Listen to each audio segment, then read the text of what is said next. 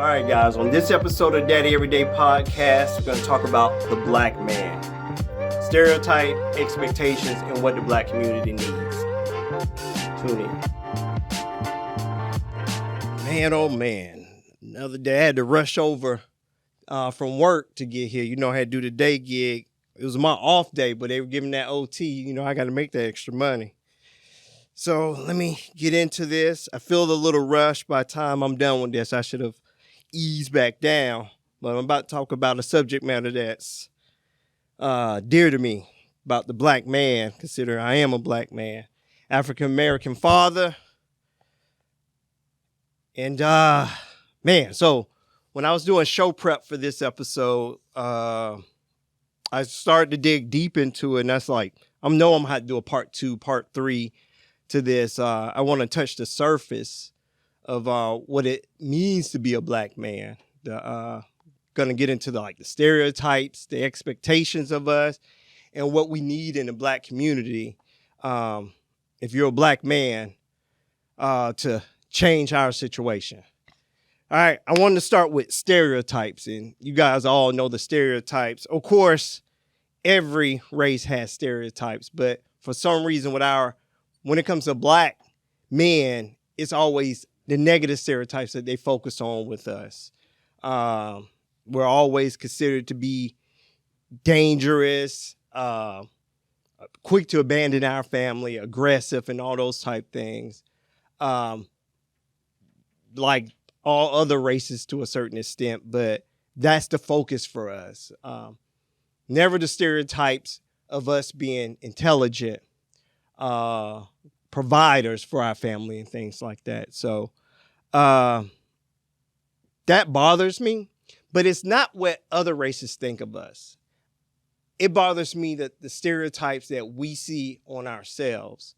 Now, I consider myself a pretty good man, good father, and I still, those stereotypes are put on to me, or like I'm breaking the stereotype, which is a great thing. I want all fathers to be like that. But there's more fathers that I know that are breaking the stereotypes, but for some reason, it's still not the focus with us. We still live on that. Like, you know, shout out to comedians because they speak the truth, but a lot of times their punchlines are based on the stereotypes of black men and black people as a whole. So we can kind of relate to them, but sometimes that's one of the things that further push the narrative of negative stereotypes on black men.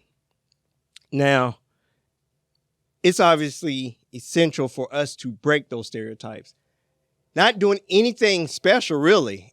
It's just living up to your role of being a provider, especially if you have family and things. Being a provider, being a positive role model, being a leader in your community, whether that's volunteering, showing up for events, supporting other black businesses. And don't get me started on the support black businesses. That's got to be a topic itself. But like, we are diverse individuals.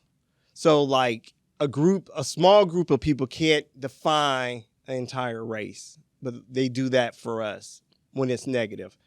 We're talented, intelligent, creative across the board, but they always focus on the negative.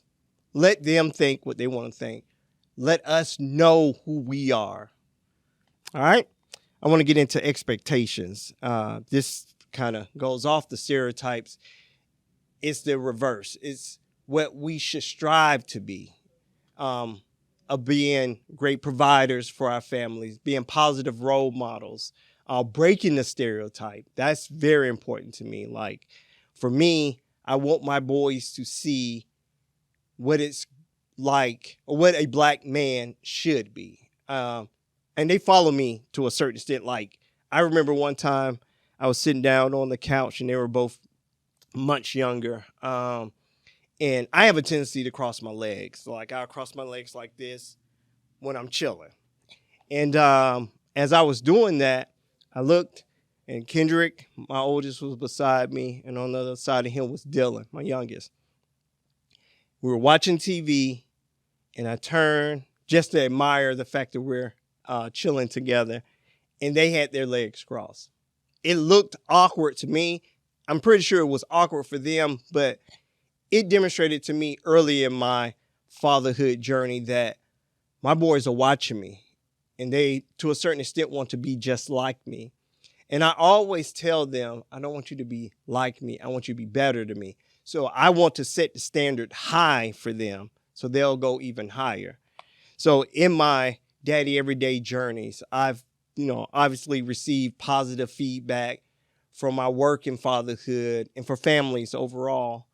I want that to be one of the standards, not like an exceptional thing. I want it to be the standard that Black men are active in the community. I'm not saying everyone has to be the next, MLK or Malcolm X, but being a positive role model, not just to your family, but to your neighbors, your neighborhood, at work, being that solid dude even there, to help break the stereotype. Once again, not for other races. I really don't care because they're going to think what they want to think. But for us, it's very important that we break the stereotypes and we set the bar high with our expectations of what we want to be and what our children need to be. And then, of course, expectations goes right into what the Black community needs. It's time for us to really get back to having a brotherhood among men, not just a brotherhood amongst people who are similar to me. Like I roll with them because they listen to the same kind of music, same tax bracket, those type of things. We need a overall brotherhood. And if you've been following me on this podcast, I talk a lot about Accountability Brother. It's an organization where Black men take hikes. We've hiked several state parks in Georgia, and it's really about a brotherhood, where we're in different backgrounds, different tax brackets, and different interests, but on those hikes we become one. We even have chat groups where we still communicate with each other. When we feeling up, spreading the good word, feeling kind of down, go there for motivation. And that's what's needed in our community, more of just overall, having each other's back, supporting one another, going to Black businesses to support, telling other folks about Black business. If you've had a great experience somewhere, you went to a show and it was great, tell somebody about it. That's how we build up our community. It's by sharing our experiences, especially the positive ones, because we're really quick when something negative to really put that on blast. But we don't have that same energy of putting positive stuff on blast. So that's one of the things that's desperately needed in our community is the brotherhood, watching out for one another. I remember early in my fatherhood journey, I couldn't make it to, I think it was a play that Kendrick was in. So I was bummed about it because I tried to make an effort to be there. Everything, their sporting events, everything for my boys. And I couldn't be there. But there was a dad that I was friends with who videotaped it for me and sent it to me. I didn't ask. He just did that on his own because he knew I liked to be there. That's the type of things we need in our community, is just having each other's backs. But yeah, this is something I want to dig deeper into, but I have two stories I want to share, and I know that's going to eat up a lot of the time. And one of them is very personal. It's me growing up. So I've always been called Mr. Nice Guy. And up until now, now that I'm older, I think people appreciate nice guys. But I'm going to tell you, my teens, my 20s, part of my 30s, it was not in style to be considered a nice guy. Some people said I was overly nice, and I don't even understand what that means, how you can be overly nice. People wanted to see me angry, to see what that looks like. like everyone gets upset. I just try not to show mine on my sleeve. Like I try to deal with that kind of off stage. Like if I'm at work, school or something, I don't want to display it there. I'll, handle that at home or to myself. But people wanted to see that. It's almost as if the world is full of, a-holes, and they don't want there to be any nice people. Like they want a world full of a-holes. But it's something it was a struggle, actually. Like, it's just my personality. I don't try to be overly nice or anything like that. It's just who I am. It's funny because growing up, I thought that part of this was because of the high school I went to. And we all family here. So I went to a quote unquote white school. The year I was to go to high school, I just knew which school I was going to go to. I lived in a black community. I was going to go to a school that was mostly black. The year I was set to go to high school, they started to bus kids to another high school that was out of, I don't know, district or something, if you want to call it. And I always thought because there I met more variety of people that's where my personality came from. And it wasn't until like in my 30s, talking with my sister, my brother, and my sister said, no, you've always been like that. Like growing up, like as far as she can remember, I've always been the person that I am. And then I'm still the same now than I was, 30 years ago when I was 17. I'm still the same kind of guy, just a few more grays. But it's a struggle, was, because now, like I said, now that I'm older and women are more appreciative of the nice guy. For some reason, nice guys were labeled as boring and things like that. And I can tell you I'm anything but boring. But on the outside, I can come off as a square. I embrace that now. It's not a thing to me anymore. Like, of course, growing up, I didn't want to be considered a square and things like that. Just who I am. But I've learned to embrace that. And I think in embracing it allowed me to appreciate myself more. And that's kind of one of the things I want to put out there and challenge you out there. If you're struggling with who you are because you're like slightly different, you don't fit into any particular category, embrace that. Like, I really love who I am now. Like, it took a long time for me to get to this place I am now. And I really admire who I am as a black man. There's different, like I said, there are various individuals. We're diverse individuals when it comes to our race, from athletic, entertaining, creative, intelligent. It's so much. Why do we always try to put ourselves in a small box? Embrace yourself. Like, my boys have some personalities on them, and I love when I see them in different situations and see how they shine. It's a beautiful thing, and I encourage that. Like, even when we tease each other, they know it's not for me to have them change who they are.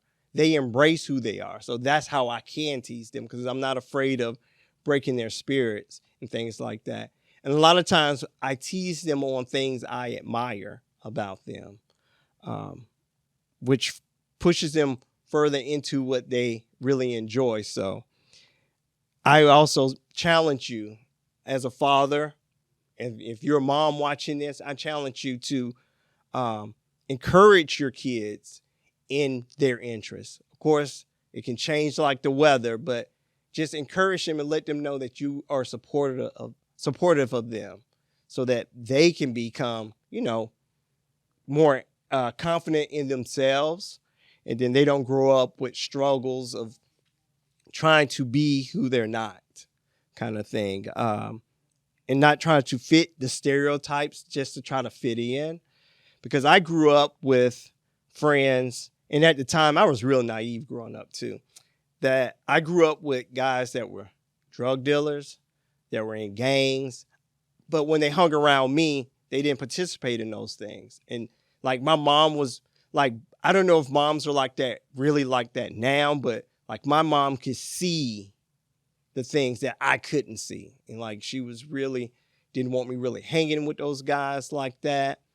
And it's almost like now looking back, I see how my friends were afraid of my mom. And I realize now it's because she could see the bad in them that I couldn't. That, because they never demonstrated it towards me or did anything like that around me. So I didn't really see it. So I was naive. So I hope I'm able to turn that on. The kids that my boys hang around are just like them. So I kind of feel secure, but I like having a diverse group of people around me. So to embrace all those different facets of the Black race, I like having all that. Of course, you want people who have similar interests in you. That's the connection. But I want people to have interest in things that are beyond what I'm into so that I can learn more or go on different adventures by participating in what other people are interested in. But the next thing I want to talk about is a video, and I had to apologize because I haven't watched the whole video, which this is partly the reason why I say there has to be a part 2, because I didn't watch the whole video, and I have to watch the whole video. From what I gathered, the text, the title, I should say, was Rich Man versus 50-50 Man. And I wish I had, I'm going to research it. If you guys follow me on social media, particular Instagram, because I think that's where I saw it. I'm going to find the video and I'll share it, especially when I find the whole video. The video I saw, the portion that I saw, I'll definitely share so you guys can grasp what I'm talking about. But it was two brothers sitting on a couch, and the rich man, the guy that was well off, Black, of course, and the 50-50 man sitting on the couch. And 50-50 meaning him and his wife split the bills 50-50. So I was highly offended by the rich man because he criticized the 50-50 man for splitting bills 50-50 with his wife. And when I was married, that's what me and my wife did. We split bills 50-50. I personally didn't see anything wrong with that. We're together. We share everything. So you would think bills, that kind of thing, would be no exception. We take care of the household together, that kind of thing. The rich man said, your wife doesn't respect you, said this to the 50-50 man. And it made me think in a sense of how accurate is that interpretation, like the 50-50 thing. Like, is it really she doesn't respect you for that? I don't know. It's almost like one of those things I might need to go back and ask my ex. Like, what did she think about that? Because I'm going to tell you, one of the things that I wanted to do, and this is probably why it may be a while before I get married again, is that I do want to be able to hold the household down all to myself. Like, so I get what the rich man is saying.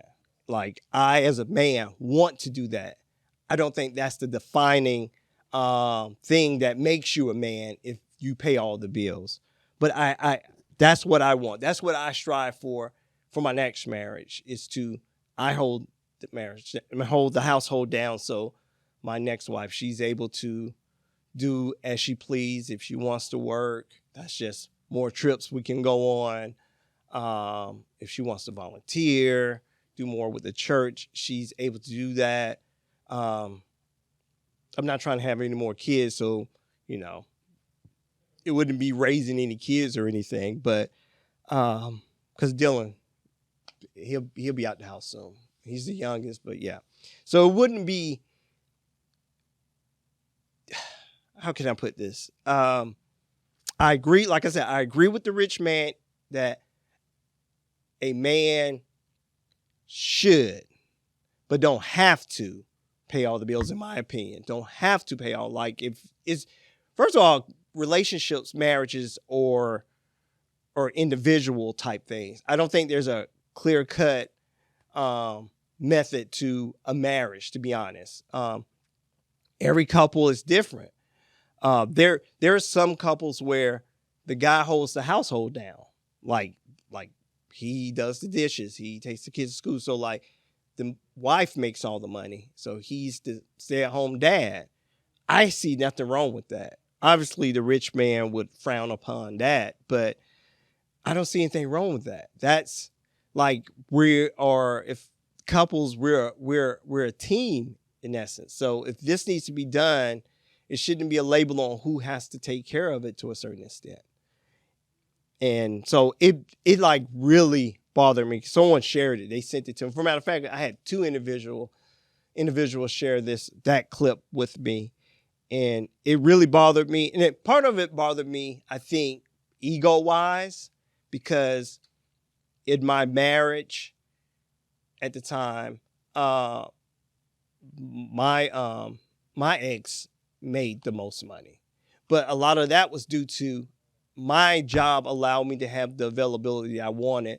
So I was always there to able to make sure the boys got to school and got to daycare. I took the boys to daycare, and on the opposite side of when they got out, pick the boys up from daycare, pick them up from the bus stop, and working in between kind of thing. So I couldn't work the hours that I wanted. And so obviously I missed out on a lot of money, but I look at it as all those years I was able to make sure the boys got to school and from school safely, helped them with their homework, and I would make dinner. So I worked a full-time job and still did a lot of the cooking and cleaning and taking care of the boys, doing homework and all the other stuff, making sure they got their baths and stuff. So I don't think I'm less of a man than the rich man just because he pays all the bills.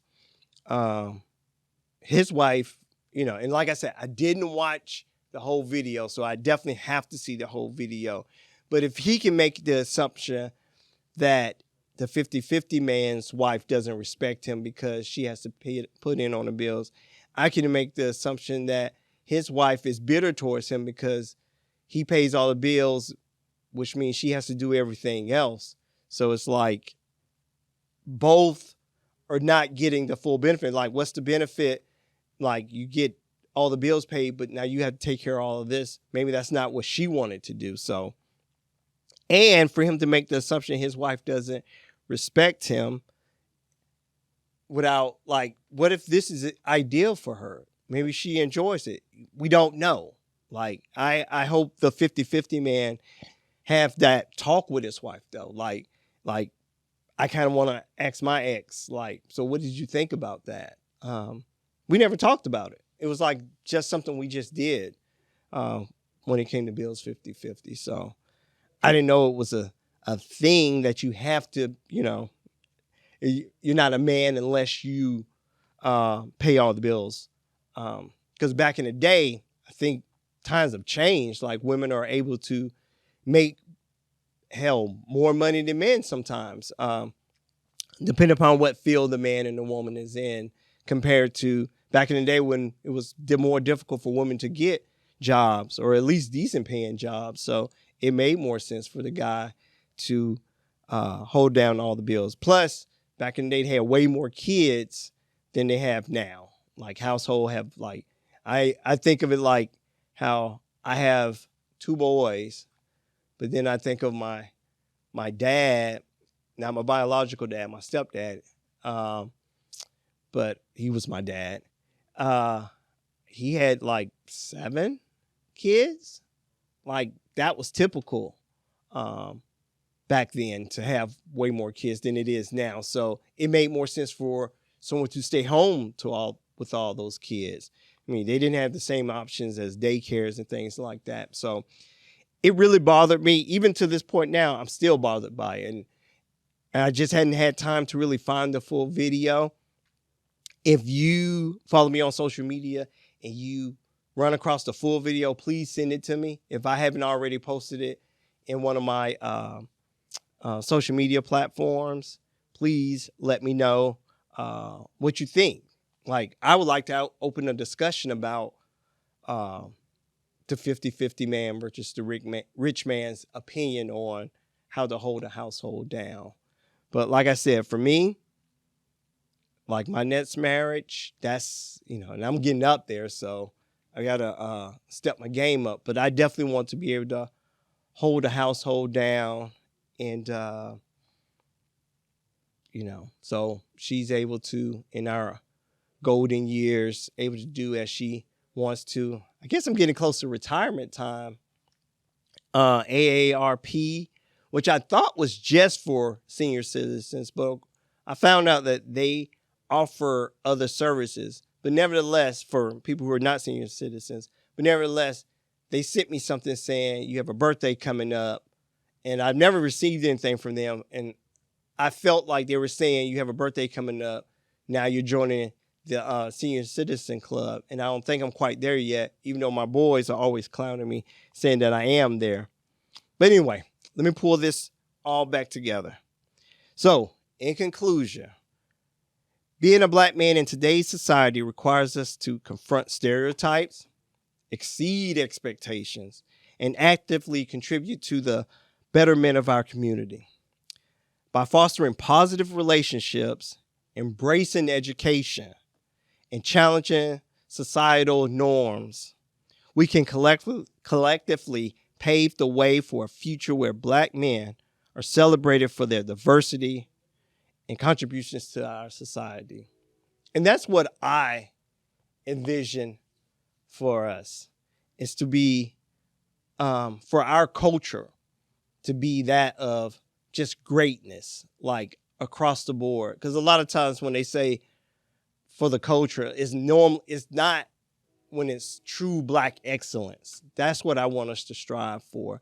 And black excellence in everything that we do, whether you're a photographer, you're a rapper, business owner, teacher, everything, a podcaster, director of a nonprofit organization, author. I want us to strive for greatness in our endeavors. Yes, that's what that's all I have. But I feel a rant, and I hope you guys can hear that train. I hear the train behind me. So, a little update on things. That's all for that portion. So this is my rant. I always have to do a rant. I probably did a rant in the episode because I always get off track. But so I'm actually kind of nervous that my son, Kendrick, is graduating from high school.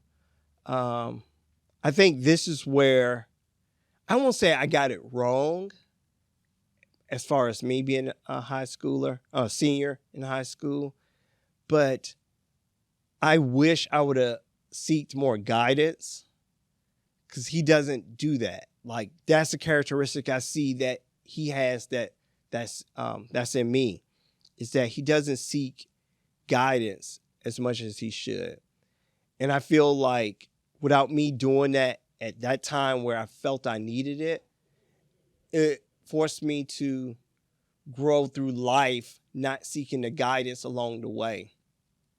When it came to going to college, neither of my parents graduated high school, so there wasn't much they can do to really contribute to helping me find a school and making sure I got into the right school, preparing me for college life. And me and the boy's mom are doing everything we can to prepare Kendrick for that. And this is a new experience for me and for their mother, raising a high schooler about to go to college. But this is that critical moment, though, where he's transitioning to be a man. He just turned 18. And I'm nervous, like, did I prepare him properly? Because I don't think I was properly prepared. I think I had a good, kind of nice foundation, but I just wasn't prepared for what being a man is like. Like, when you really leave the household kind of thing. So I'm nervous.